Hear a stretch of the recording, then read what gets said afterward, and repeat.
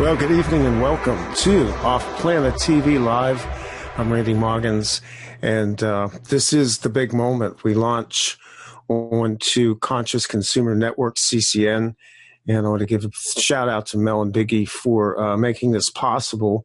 We are, well, it's always fun to try new things. I've done radio for a long time, and I've seen epic failures, but I think the potential for train wrecks here is exceedingly great, and I think we're going to pull it off. I think you'll be amazed at how bad we can screw this up.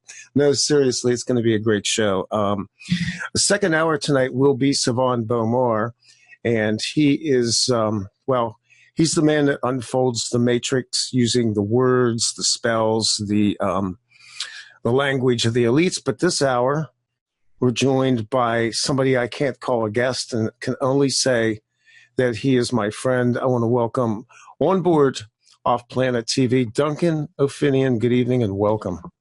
Hey, brother. Good to see your face. Good to have you on. It's comforting to have you on right now because we were biting our nails down trying to get microphones to work. Hey, video. Man, it's us. It's us. Enough said. It's just it's us. But it is good to be here, and it's wonderful. It's really wonderful to kind of launch out into something a little bit different. And from my standpoint, I got to learn all this technology, and then I can begin to screw with it a little bit. But we are effectively trying to penetrate the matrix right now in any way possible, and the visual media is one way to do that. Just being able to look people in the eye, let them see us even in a darkened room that is this background here. No green screens, very little lighting. And basically the concept behind this is honest communication. And so we've, I got to tell you, last week we went through this epic spin with the equinox, and people laugh about this, but the spiral effect of what's going on with the galactic spheres and stars out there is it's hitting us harder and harder because, as we've talked about for a long time, the veil is lifted, and so all this cosmic energy is rushing in, and planet Earth is just naked, exposed to all of it. And we talked over the weekend, and I said, things got really quiet. It was like freaking me out. Yeah. And now the noise level's going back up again, and things are starting to get pretty wild. What's your take on it? Well, remember, too, I told you there would be one more snowstorm. Yes. And it hit Chicago like a giant foot coming down out of nowhere, and then it moved east, and I know the reason why for that. Okay. Yep. We got a piece of that.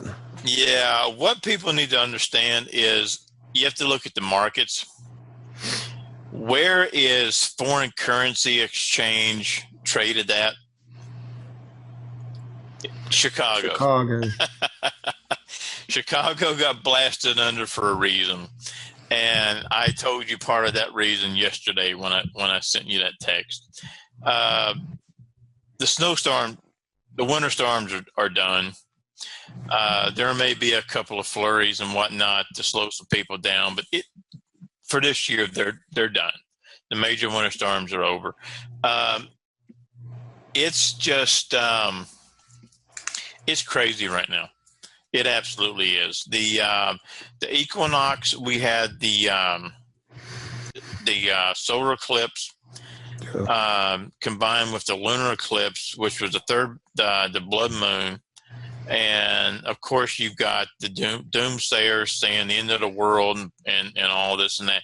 No, guys, none of this stuff means the end of the world. They're just signs and symbols. Yeah. It's all they are.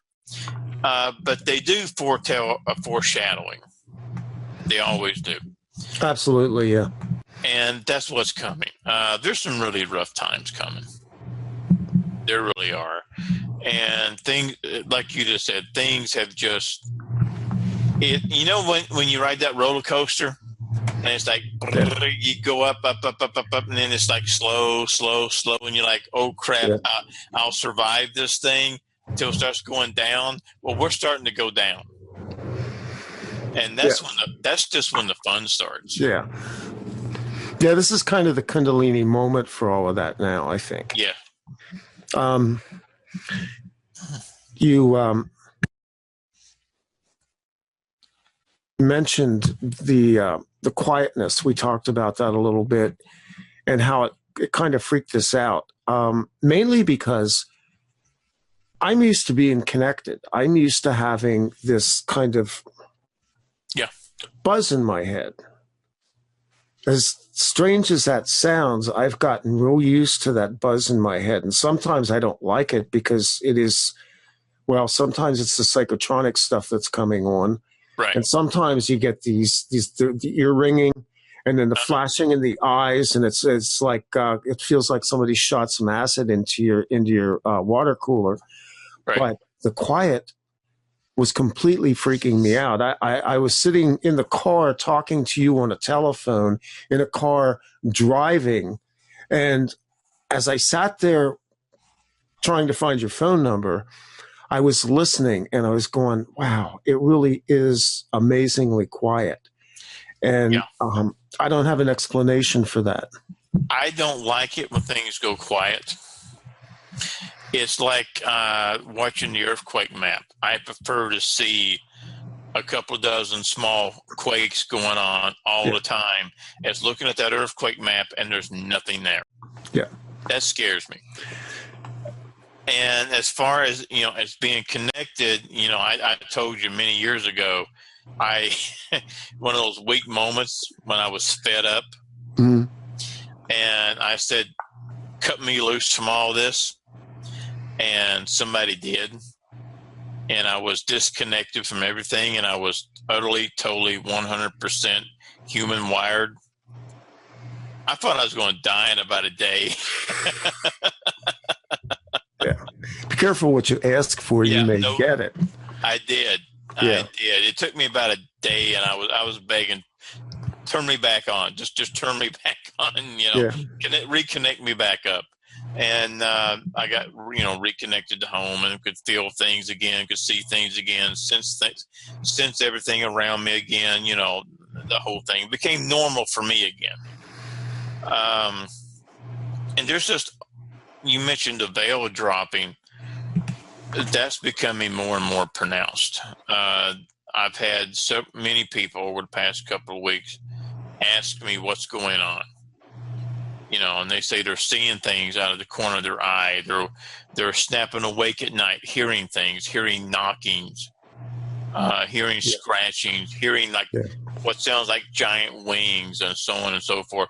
That's the veil dropping. That's the barrier between this world and the next world, which some people call the astral realm or the spiritual realm. The astral realm is, my God, it's unending. The closest thing to us is what we would call the spiritual realm. And it's just that veil is getting thinner and thinner. I'm also noticing an uptick again in paranormal going on. The smoke monsters, shadow people are starting to pop up again on radar. It's been several years since I encountered this guy.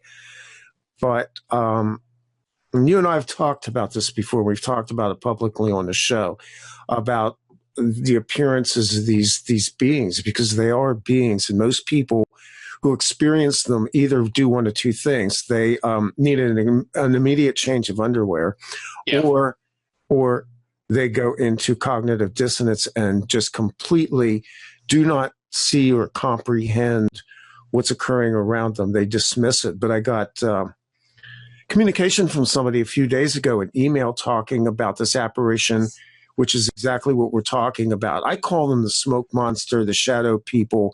But basically, this popped up in somebody's basement, and they were quite freaked out by it. Yeah. In some instances, what a lot of people call shadow people or shadow man, A lot of times that's what they are. Mhm. But in some instances, they're actually Rafes. A Rafe is a really, really nasty creature, and that's something I was going to go into Friday. A Rafe is something that can only be summoned. They are like the assassins of the supernatural realm. Right. And they're very hard to deal with, extremely difficult to kill because they're pure energy. Get into more of that later on, but yeah, it's straight up, it's getting crazy, and it's time for it. It is. In one sense, the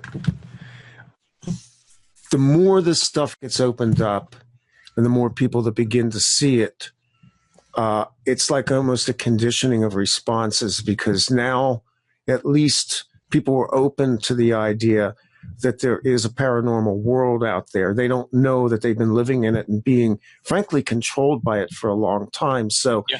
On one level, this is what's called in, I guess, Rosicrucian lore, revelation of the method. We're starting to see, we've called it the unveiling for a long time, but the very old term for it was revelation of the method, and this goes back into the early 1600s.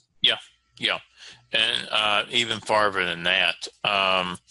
It's all part of the grand conjunction, the merging of realms, the merging of worlds, the veil thinning. It's all the different aspects of all the different cultures, all coming together into one coherent thing. It doesn't matter what culture it is; they all have basically the same thing. From Revelations to Armageddon to Ragnarok to whatever your culture is, whatever you want to call it. You know, it's all coming together into that one singularity point. Right. Yeah. And CERN, you know, the Hadron Collider, it's got a lot to do with it. I heard they had some electronic problems yesterday. Yeah, I heard that too. It looks like their startup's gotten delayed again. Yeah, sorry about that. I'm sorry about that. You did that. Not really, but I'll say so anyway. Sorry about that, guys. You know, I warned them. Yeah, you did. I warned them. Now, in terms of revelation of the method, this popped up today on your Facebook page, and I thought maybe we could just touch on it for a few minutes. This movie trailer that's on YouTube right now, The Shaman, which I watched the trailer right before the show tonight, and I got to say, somebody's paying attention. Yeah. I watched the trailer, and I haven't lost my temper in a very, very, very, very long time. And I darn near took my laptop and just threw it across the room. Yeah. Not so much in what I saw, but in what I heard. Yeah, and if I could have gotten my rig up tonight, I would play the audio clip from this video trailer, because it's very, revealing in terms of what they're talking about here, because it's like a lifted script, man. I know. And I actually, after I watched it, I wrote the director and the writer-director of this movie. And I actually got a response back. And he wanted to know what a gray walker was. So I went into a semi-lengthy explanation, ending it with, I think we need to chat. Yeah. Yeah. Well, we know for a long time that Hollywood has been trolling the internet. There's one very famous film writer out there who has done scripts for several major TV series that's on record as saying that he's basically been lifting plot lines off of the forums and chat rooms on the internet. Oh, dude, let's see, years ago when I had a very old website and I had a stat counter that was even better than the one I've got now, I could tell you within 2 months when a new TV show, an episode, a movie, of anything concerning what we've been talking about was going to be up. Because Fox Network, MGM, Lionsgate, all these people will go into the website and spending hours on it. And they were just lifting the information, twisting it, turning it, using it, the way they wanted it, and bam, putting it on TV and the movies. Well, the great irony is that everybody's talked about how the internet opened up this wealth of knowledge for us, how all of this, and it did. In 15 years, we took the entire world knowledge, collapsed it into a ball, and put it on the internet. It's a phenomenal project, and it was completely open source by the people for the most part.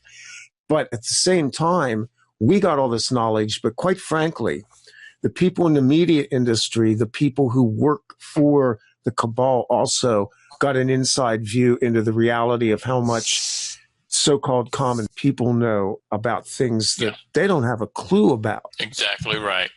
Exactly. And they put their research people on this. Well, okay. Example, Jesse Ventura's people. That's how they found me. Right. They told me very bluntly, they were told to go on the internet, find anything concerning this subject matter, and bring it back to us. And boom, they found me, they called me, bam, there it goes. Now, they didn't have to call me. They could have just, took that information, pumped it into somebody, and had an actor sit there and go through the motions. The same thing. So to their credit, they played it straight up. But with a lot of these movie companies and these producers and TV shows and whatnot, they don't play it straight up. They get the information, they hear the interviews, they read it, they twist it, they turn it, just enough to keep any legalities out of the picture, and they use it. Yeah, and the flip side to all of this is that this is actually the working of the collective conscience right now. I believe the internet's enabled us to basically tap into something that was not possible for a very long time, and that was the pool of collective memory, the walking, dreaming state of humanity being reflected into the electronosphere and then mirrored back into the entertainment industry. If you just look at the films and the technology and what's possible now, I mean, just, the X-Men films, the Thor movies, and what they've been able to do with that, because now we have the technology to create that kind of imagery, but we also have the imagery to create. Go look at the imagery of those old movies, like the old Superman movies, the old Batman movies, and look at the difference now. So we're in an amazing time in terms of being able to project our collective consciousness into the world sphere and reflect it back to ourselves. So, on one level, we're seeing humanity, but we're seeing it now reflected back to us in a collective conscious sense. Yes. Yeah. I totally agree with that. It's just, how about a little feedback for some of these people? The feedback loop. Yeah, little feedback from the producers and whatnot that are going out there snagging all the information off the internet from sites like yours and mine and a handful of others and using it for their gain. Anybody that knows me knows money is so low on my totem pole. I don't give a shit about money. I never have. I know that. But acknowledge where you got the information from. It's not a hard thing to do. But in the end, when all they have is their money, what we have is an awakening, whether it is the subject of UFOs, collective consciousness, this topics that you've talked about for years, MK Ultra, the mind control systems, the black ops of the CIA. Shorter and shorter loops are spinning now. They can only run their operations within very tight levels, and they're not getting away with it anymore. By the time we got to Sandy Hook, they went, whoops, we're not really pulling this off very well, because as Sandy Hook was happening in real time, there were journalists online, and I was one of them, that was basically decrypting the entire thing and putting it out onto the internet. And really deconstructed their reality when they realized the power of what we could do in terms of coming up against their little plans, because people were just sitting there deconstructing their whole little plot. Oh, I know. I remember that vividly. Sandy Hook for the powers that be, as it were, was a colossal F up. It was a massive. It's still screwing up. Now they've had to tear down the house of the alleged shooter. Yeah. Yeah. And why the hell would you need to do that? Well, because basically that's what you do with a movie set when you're done with it. I mean, that's what Sandy Hook Elementary was. It was a movie set. Exactly. It was closed. The one report I had seen is that that school hadn't been used in 5 years? That seems to be the best estimate. But that's what they're doing. They're using these towns, the Boston Marathon thing. Yeah. You knew that was wrong from the minute it aired. I think the people in our circle definitely knew that everything about that just felt wrong. And then, you have them wheeling amputees around with bleeding stumps, which as well as I do, you don't do that. Well, I'm not the brightest bulb on the Christmas tree, but I do know explosives. Yeah. And we know you do. Yeah. All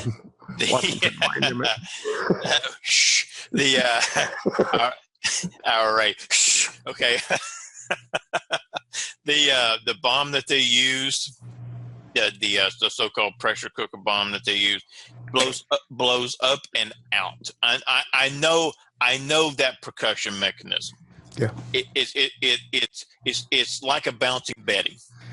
Okay. It blows up and out. It blows high. It doesn't explode low. You're not going to have the severed limbs from the waist down with this kind of percussion explosion. No, it's basically a shrapnel bomb. Yeah, it goes up. Yeah. It explodes up and out. And as soon as I saw that, I'm like, bullshit. Bullshit. So the good news, folks, is that we're being empowered right now. The bad news is too many people have fallen in love with the technology, and they've fallen in love with the fascination of their computers and their internet connections. And these are all useful tools, but I think you'll agree with me, Duncan, there's a time to pull the plug, because the work that really needs to be done is in here. Yes, absolutely. Everything starts right here. It starts right there. It goes from here to here to here. And then outward. Yeah, absolutely. In the closing couple minutes that we have here, I know you don't have a website up right now. Are you open to public contact, and how would that happen? Did people find you? Facebook, of course. I still have that going. I'm not on there very much, but, mostly just email. Just my email address, finbar@hushmail. Got it. And people can write me as well. Yeah. And we do pay attention to who's watching and who's listening. And hey, buddy, I want to thank you for coming on for the first hour of this show. I owe a lot to you, and one of them is being on this network right now. So you owe me nothing, my friend. You introduced me to this wonderful network. It's a great place to be. And